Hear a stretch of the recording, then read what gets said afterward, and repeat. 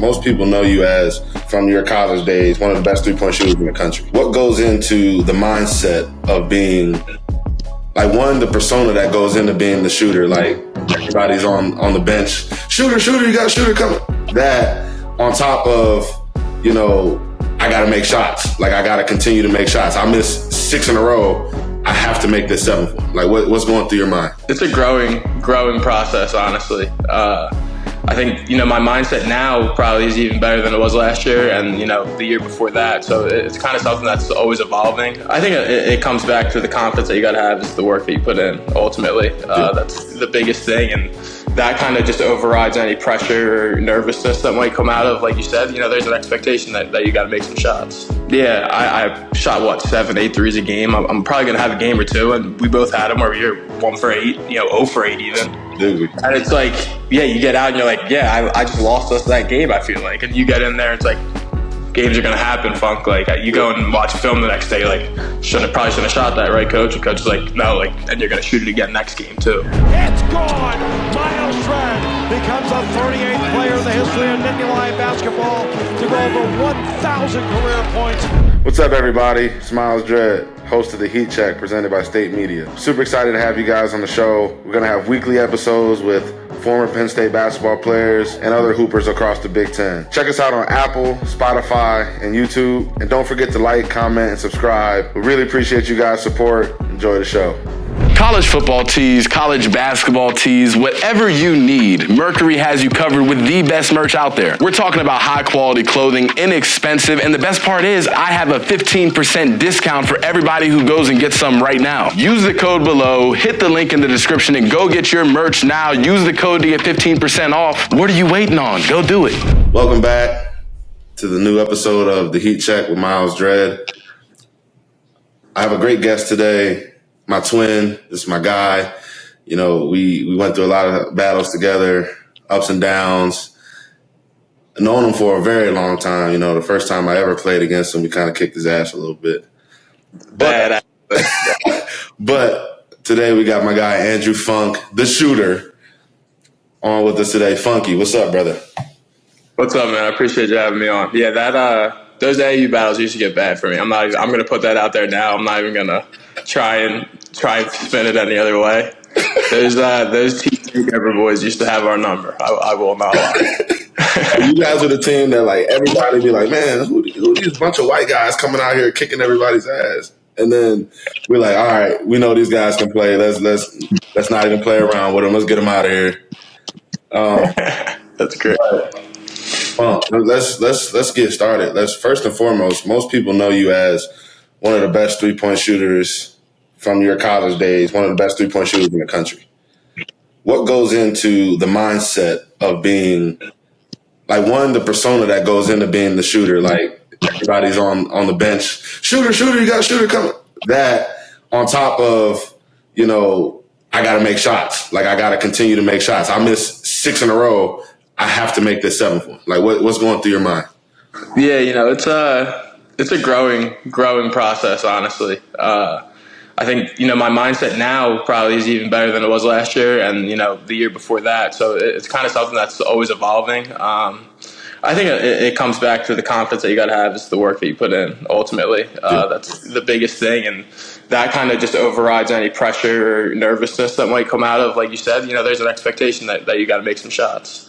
But honestly, another big thing with me, like, and I especially felt it last year, was just like the trust that you guys had in me, like the coaching staff had in me, that, like, yeah, I shot 7, 8 threes a game. I'm probably going to have a game or two, and we both had them where we were 1 for 8, you know, 0 for 8 even. Dude. And it's like, yeah, you get out and you're like, yeah, I just lost us that game, I feel like. And you get in there, it's like, games are going to happen, Funk. Like, you go and watch film the next day, like, probably shouldn't have shot that, right, Coach? And Coach is like, no, like, and you're going to shoot it again next game too. So I think that's something that I, you know, really fell back on a lot as last year really progressed. So I think, you know, those things are huge that people really don't think about in terms of, you know, the mindset of being a shooter, I guess. Yeah, I think for me, it was like so cool to have the ultimate green light to take shots. It made me a better player, a better shooter. But then it wasn't just the green light from the coaches. It was like, I'd pass up a shot and Funk yelling, "Yo, why didn't you shoot that? What you doing?" Like, 100%. It's crazy, dude. And like, I feel like it's like kind of almost like a cliche that coaches say like to players, like player-led team is always better. Like we want to hear from your guys and not the coaches, but like it's so true. it's so like, real. It hits different when like you're 10 minutes left in the second half, you're down 3, you pass up a shot and your teammate's like, yo, like, what are you doing? Like, that's your job. Like, that's what you're supposed to do out here. So I think, like you said, like that dynamic that we had last year really it frees you up mentally a lot, which just goes a long way. Even before last year, I will say Coach Chambers said something to me one time that changed my life as a basketball player, as a shooter. I think I had like a 5-game stretch where I made like 2 threes in 5 games. And he was like, do your job. Like, make shots. That's your job. Don't do anything else. Do your job. Wow. I've never heard somebody talk about making shots. Like, I'm like, making shots is an imperfect thing. Like, it is. And it's something that like, it's something that you just have to accept at some point. Yeah. One of my best friends, his name's Walter Ellis. He went to Bucknell with me for 3 years. He's on my team now in Grand Rapids, and he's a shooter too. We always say you're either hot or you're due, and that's what you got to stick with. Any other mindset, that's when the downhills really turn into 5 games, 10 games instead of 1 to 2 games. So I think there's a lot of different kind of mindsets you can have with it, but it's something that's, like I said, it's just evolving. So what's the worst shooting slump that you can vividly remember yourself having? And how did you get out of it? I'm in one right now, honestly, but it's probably not the worst one I've ever been in. But like, I'm in one right now. I think the worst one I probably had, I started my freshman year at Bucknell, 0 for 12 from 3. It was like my first, I don't think I made a 3 until like, I don't even know, dude, maybe like my 7th or 8th game. And coming in as a freshman, like, they trusted me to play a little bit. I was on a really good team my freshman year. We went to the Patriot League Championship. Like, I was playing like 10, 15 minutes a game, and which I was hype about because like I said, I was on a really good team. And I come out and I'm 0 for 12. I'm like, dude, like this is horrible. Like, I'm gonna get benched. I'm never gonna play. And then I hit like 3 threes in like some like throw like some random non-conference game against Monmouth. Yeah. And then I shot like 42% the rest of the way, and it was like I felt more comfortable. But that was one that like I really struggled with, and especially being younger, like I think I just really need to see the ball go in the net because transition from high school to college, in my opinion, was like probably the hardest transition I ever had to make. I remember when I first got to Bucknell, dude, like the first 2 weeks of strength training in the summer, I don't think I hit the rim on a shot, dude. Like, I was like, it was like, until like that part later, and I'm like, dude, these dudes are gonna think I suck. Like, maybe they're gonna make me transfer. Like, well, I don't even know. So I think that's probably my most vivid one. And then I think ultimately it just comes down to trusting your work. Like, when I'm in shooting slumps, I don't really get extra reps up. I don't like overthink what I'm doing because I'm already, in my opinion, I'm already doing everything I need to do to be the shooter that I need to be. So I'm not going to overcomplicate things that I think are already, I'm already good with. Yeah. So I think just trusting your work is ultimately what it comes down to when you're in slumps like that. But it's an interesting mental battle for sure. So when you go through those shooting slumps, you get a lot of voices, right? A lot of people in your ear. Mm-hmm. You need to do this, and why is he still shooting? And right. People on social media who know absolutely nothing about basketball, right? Like, I've seen some completely outrageous comments from people like, why is Andrew Funk still shooting? Yeah. You're like, I think the correct answer is like you don't see that stuff, but you do. Like, it doesn't matter. It's like you hit like a wrong button on Twitter, and like you're like getting like hidden DMs that you've never seen before from like accounts with 3 followers. And like, I was like, I'm trying, dude. Like, I don't know what to tell you. Yeah. So it's a crazy kind of world that you live in that college basketball world. It's funny. So like, how do you deal with that?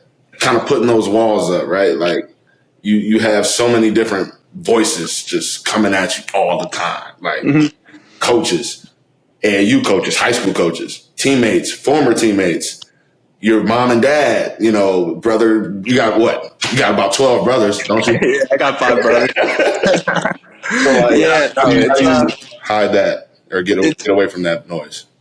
It's I think I'm fortunate. I have a great circle. Like my mom and my dad, they care, and my brothers care more than anything. But they know the line that they're not to cross. You know what I mean? And that's important.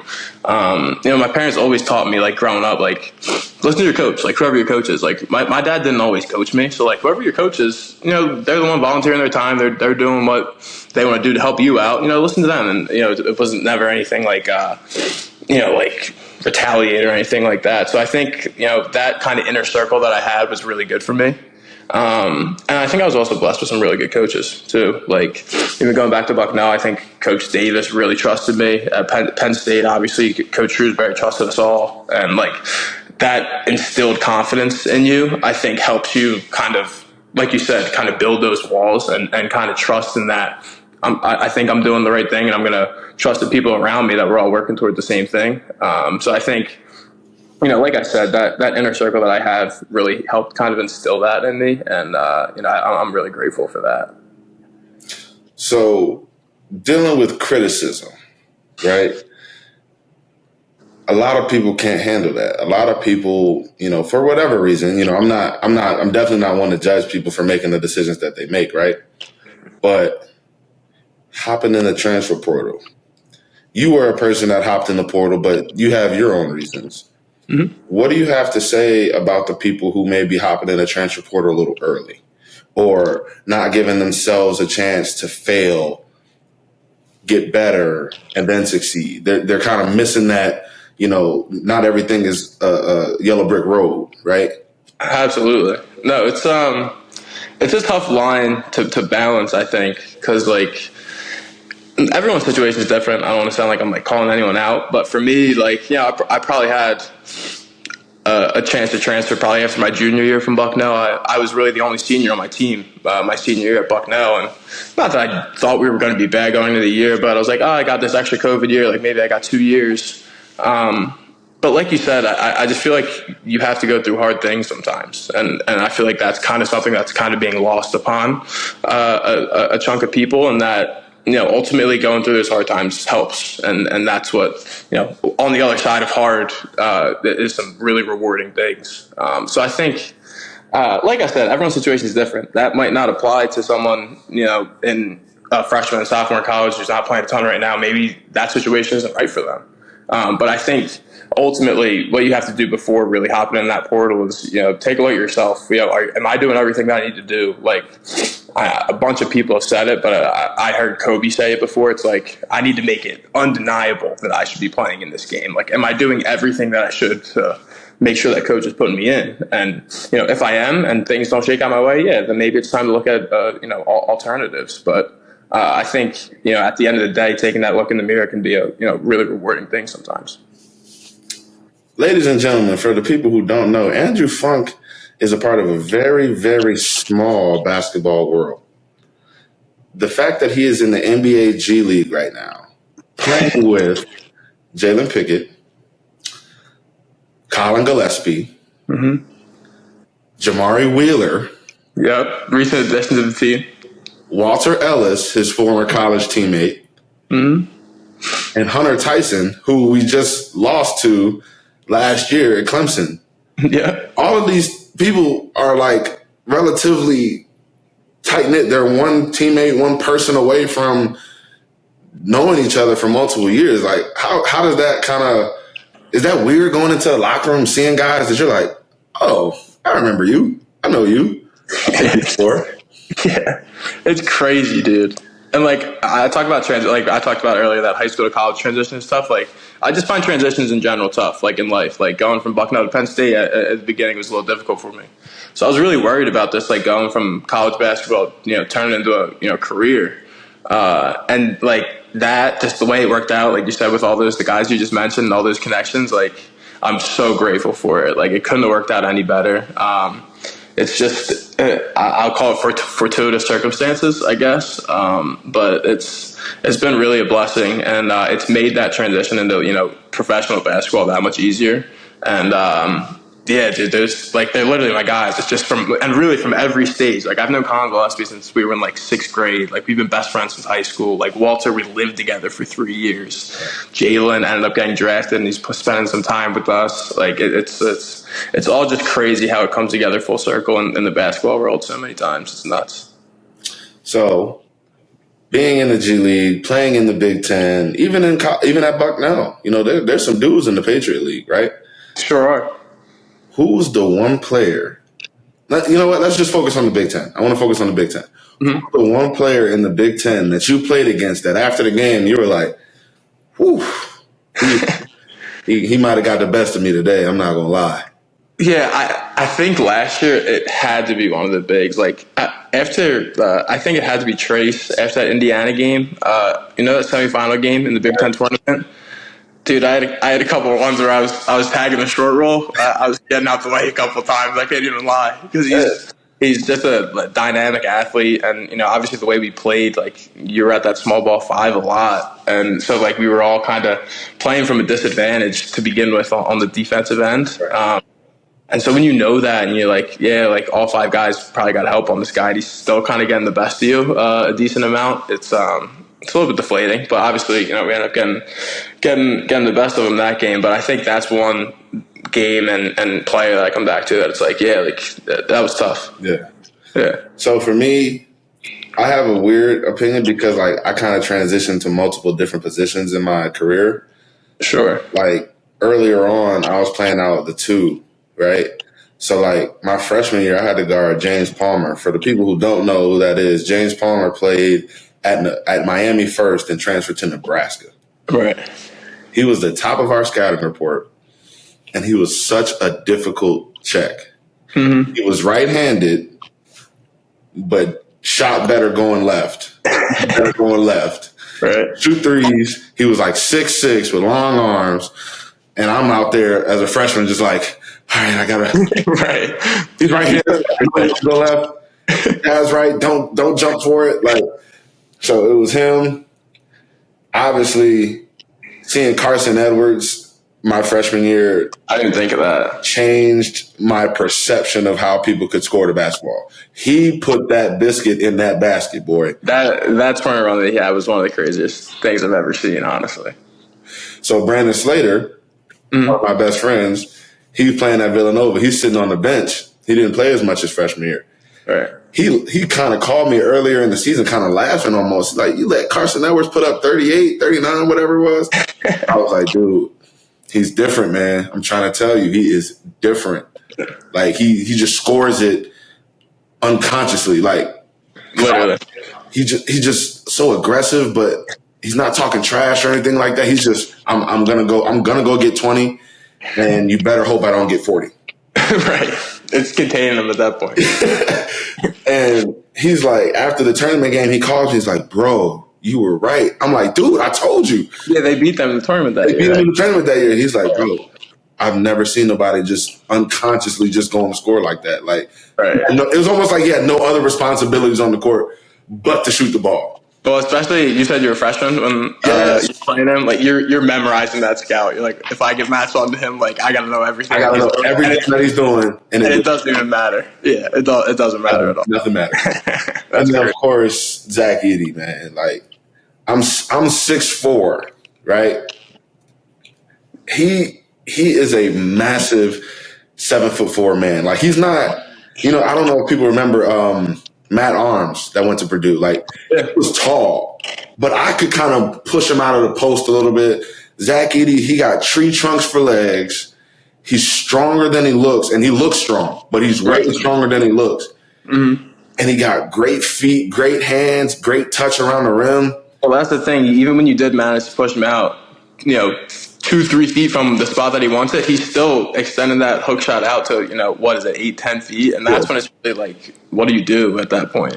And that's what's crazy about your journey too. Like going into freshman year at Penn State, would you ever think like, yeah, I'm going to be guarding a 7'4" dude as a 5th year senior playing the small ball 5 here? Like, it's crazy to think about that. No way. No, I will say, I always knew that I was tough enough to do it. So like all the coaches that I've had faith in me if we were going small for whatever reason, and I was at the 3 or the 4, Right. switch and guard the 5 and be fine for a possession or two. Right. But then that turned to, all right, a possession or two to a half or two. From a half or two to, all right, you got trades today. I'm like, oh, right. Great. That transition was crazy, man. I mean, we were really like, we said like the bigs in the Big Ten last year, and like it continues, but like we kind of just zigged what everyone else zagged. You know what I mean? It was just like we were content to kind of do what we thought was best for us and what was going to work for us, and it worked, which was really cool. Yeah, we did have a 42-year-old point guard that liked to YMCA game, man. Hey, he's played with me last still 3 months. It's still working. I'll tell you that much. That's ridiculous. It's gonna keep working. That's crazy. So, Funk, I will be remiss to not bring up the Texas A&M game. Something that many people will remember for years and years and years to come, right? I was passing up shots trying to get you the ball because I knew from the first 3 that you hit right in front of Buzz Williams at the hash mark, I was like, oh, he's on fire. I wasn't even worried about the rest of the game. I was like, oh, we're not losing. No shot. Man, you came out there and you lit the tournament on fire. Yeah. Like, do people still come up to you and say, like, bro, I remember from Texas A&M, like, how does that feel that you were on CBS on, March Madness? Like, that was the first time you really went and got to, like, showcase what you could do. How does that feel? Nah, man, it was awesome. Yeah, I had like, it was like 2 or 3 weeks ago. We had a game in Grand Rapids, Michigan, for those of you who don't know. And the whole game, like, I hear people screaming my name, and like I'm thinking, like, I don't have any family in the stands. Like, I don't know who's here, like, screaming my name, cheering for me this hard. And then these kids come up to me after the game. They're like 5 college-age kids, and they're like, "Yeah, dude, like, we love you. We were like we saw your game in the tournament last year, and we've been huge fans ever since." I was like, "Oh, like, no other connection? You just like from Michigan? You just enjoyed the game?" They're like, "Yeah," and that's when I was really like, that game really changed my life. Like, it's really crazy. It was kind of the biggest time I've ever really like blacked out in a game. Like, I couldn't really tell you a whole lot that happened. Like, I've seen the highlights, so like that comes back to me. But like a lot of that game, I don't really, like you said, after I hit that first shot, it was kind of a different zone than I'd ever gone into. And like you said, like, you guys started looking for me, and I don't know how it kind of worked out, but you guys knew. And I think we all just played great that game too. Like, defensively, like, Texas A&M was playing really well at that point. They were a really good team. And like, I think we were all just kind of locked in. That was the kind of basketball we were playing at that point though, dude. Like, we were playing such good basketball, you know? We were playing so connected. Like, yeah, it was crazy. We found whatever we needed to find right at the correct time. Yeah. And I felt like, had we beat Texas, like, and I know if it was a fifth, we'd all be drunk, whatever. Everyone says it, yeah. But like, I really think we were a Final Four level team. No, we had some juice, dude, and like, yeah, that's like the greedy part of me that like I think about that a lot. Like, we had some talent, dude, and like you said, I know Shrews said it a lot during that run, and it didn't really hit me till after, but like, we were really playing single elimination games for the last month of the season, pretty much. Yeah. And like, against, I'm pretty sure at least half, probably more, were like quad 1 teams and quad 1 games. Yeah. So like, when you put it like that too, it was a high level, and it was like special to be a part of. It was something I hadn't experienced before. That was really cool. I mean, if you go back and look, we went Northwestern, who ended up second in the league, right, to Maryland, who was ranked away from being second in the league, right, to Illinois, Northwestern again, Indiana, and then ultimately Purdue. Wow. It's a crazy run, dude. Wow. And the Texas A&M, and the Texas was playing. I also think with Texas, like, the way that they were playing, if the Sioux probably didn't get hurt in the game that he had against us, they probably could have made a deeper run too. Like, no question. Playing some really good teams. Yeah. That's all I have for you today, brother. better than anybody that you know you can call me for anything.